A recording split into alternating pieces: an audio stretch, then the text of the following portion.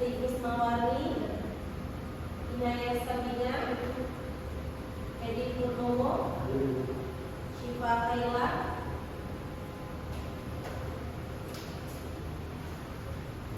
Baiklah teman-teman, pada pertemuan kita kali ini kita akan membahas tentang teori Big Five personality dan X1. Jadi di minggu lalu kita sudah membahas tentang pengantar dari psikologi kepribadian kedua ya. Oke. Jadi pada pertemuan kali ini kita mulai masuk ke pembahasan teori-teori dari psikologi kepribadian.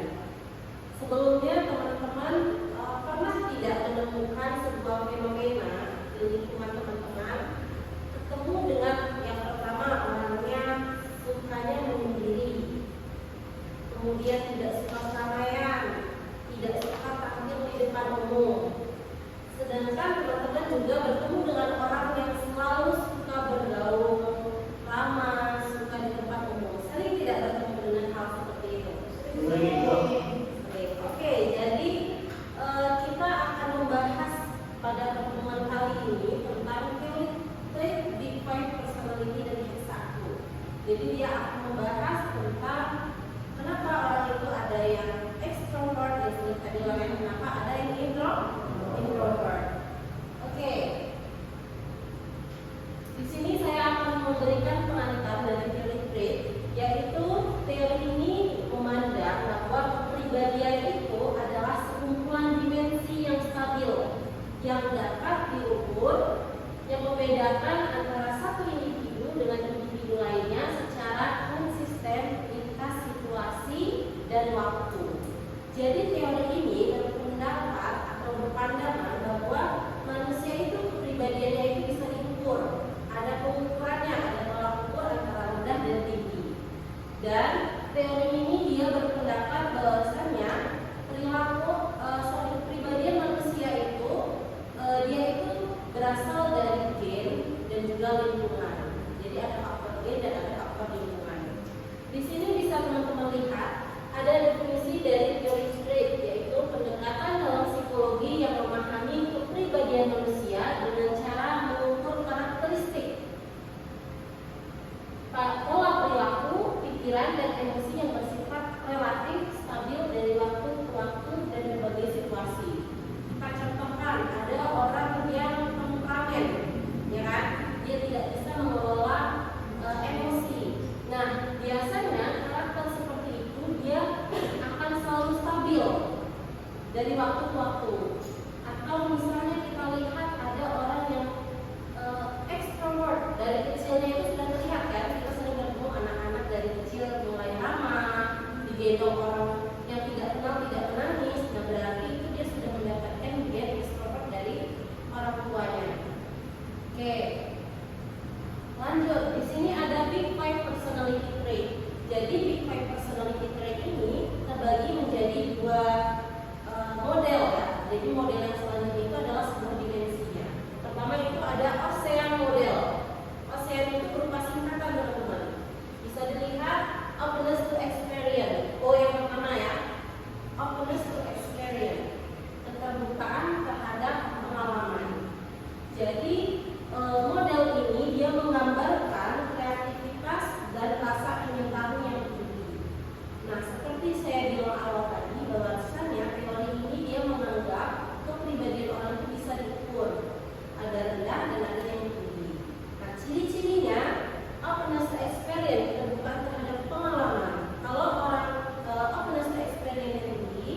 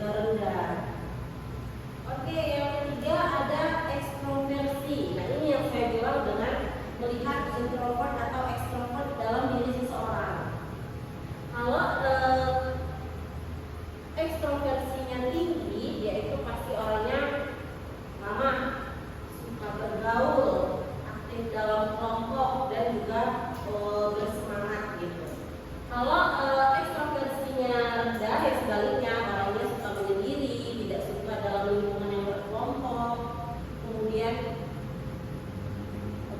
Kemudian dia lebih suka mengerjakan sesuatu hal itu dengan sendiri, tidak suka di lingkungan yang ramai.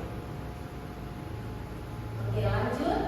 Tadi OCA, terus AM-nya itu agreeableness atau keramahan. Di sini menggambarkan sikap terhadap orang lain. Nah, kita itu bisa kepribadian kita dalam menggambarkan sikap orang lain itu bisa terlihat, bisa kita ukur ciri-cirinya. Kalau agreeableness-nya tinggi, dia punya empati tinggi, dia orangnya sopan, dia suka membantu orang lain dan tidak mudah membuat konflik. Tetapi kalau agreeableness-nya rendah, dia tidak punya empati, dia tidak suka menolong. Kita sering melihat ya, padahal kan di dalam kehidupan kita itu kita belajar saling menolong itu penting, saling menolong itu harus. Tapi kita seringkali di jalan misalnya ada orang kecelakaan, ada orang yang cuek aja, ada orang yang peduli. Nah, berarti di situ terlihat kan bahwa kepribadian manusia itu bisa diukur. Ada yang agreeableness-nya tinggi, ada yang agreeableness-nya rendah. Oke, yang terakhir dari teori Ocean ini atau model Ocean, yaitu neurotism atau stabilitas emosi. Nah, ini menggambarkan kestabilan emosi seseorang. Jadi orang yang neurotismnya tinggi, yaitu pasti mudah cemas, mudah emosian, mudah marah. Jadi dia kesusahan dalam mengendalikan emosinya, pengelolaan emosinya itu tidak baik gitu.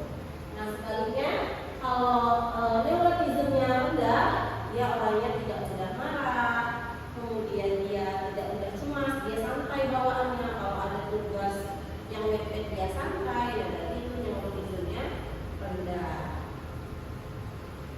Oke teman-teman, itu pembahasan tentang Ocean dari ya, Ocean model. Nah, di dalam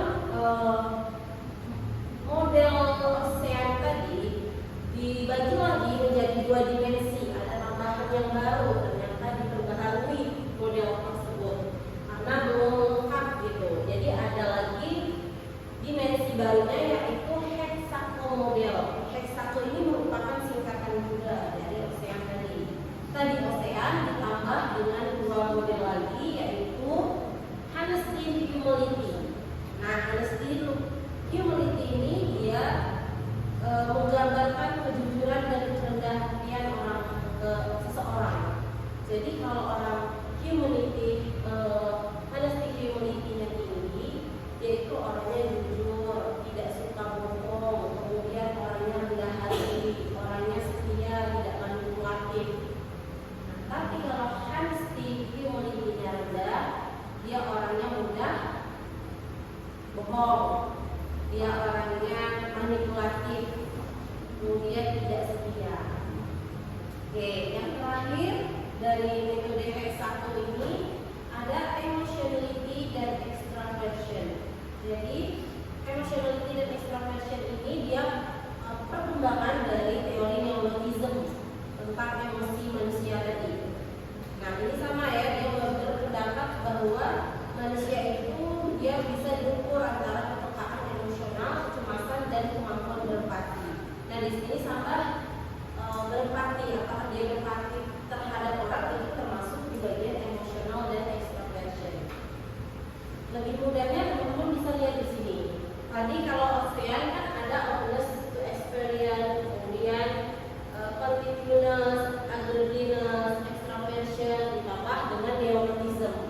Nah, kalau hexaco dia ditambah di bagian honesty, humility, emotionality, dan extraversion. Jadi dia pengembangan dimensi dari model Ocean. Oke teman-teman, sampai sini bisa dipahami ya? Oke, yang ini menarik. Pengaplikasian teori Big Five personality. Sebenarnya teori ini bisa kita aplikasikan ke dalam apa saja sih, ya kan? Kita harus mengetahuinya.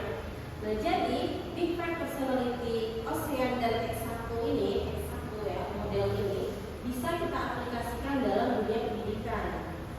Contohnya seperti apa? Teman-teman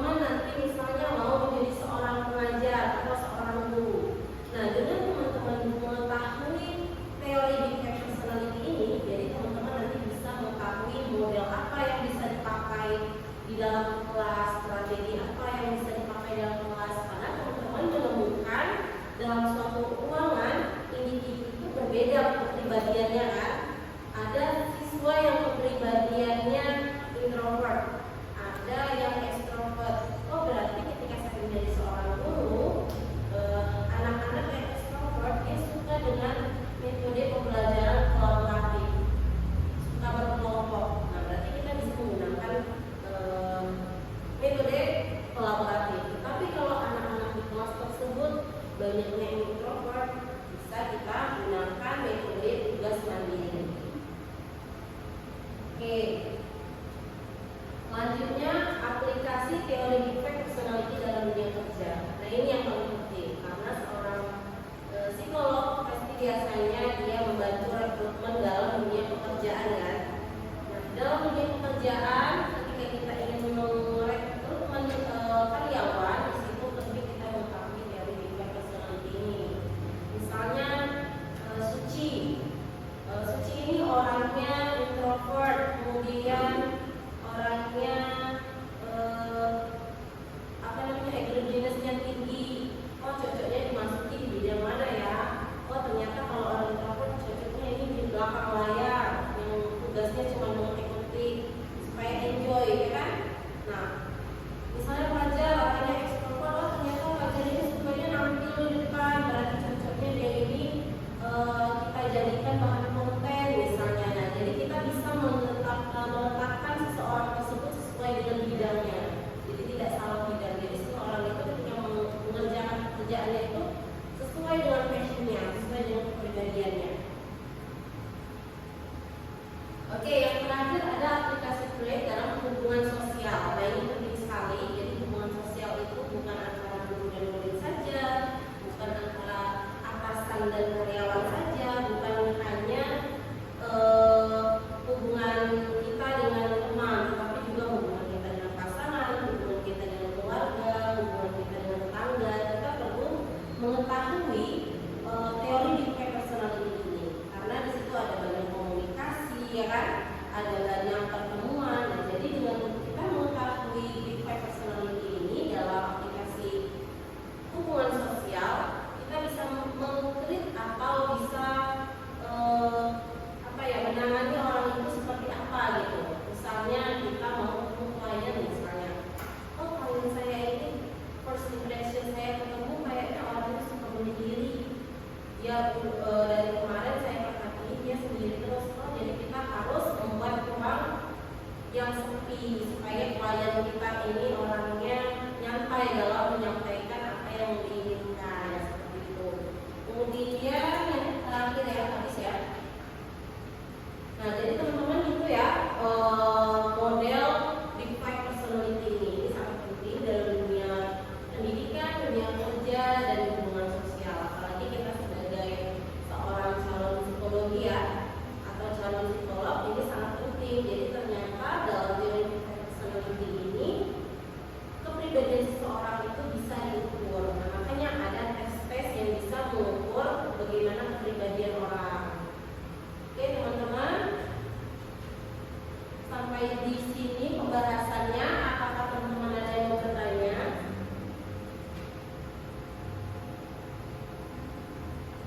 Ada yang mau bertanya tentang teori big five personality?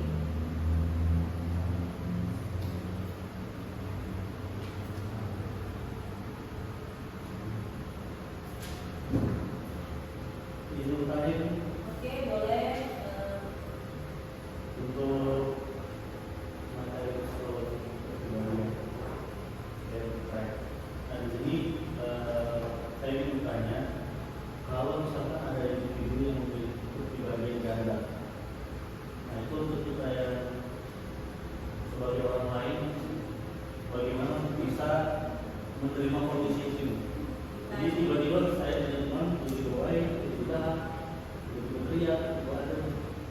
Kita kan pasti ada rasa terganggu, tapi bagaimana kita bisa menyikapi atau memberikan saran ke orang tersebut? Contohnya adalah berbeda-beda. Hari ini dia baik, gitu. Ya. Besok dia jahat. Oke, saya mencet ya. Jadi di sini tadi ada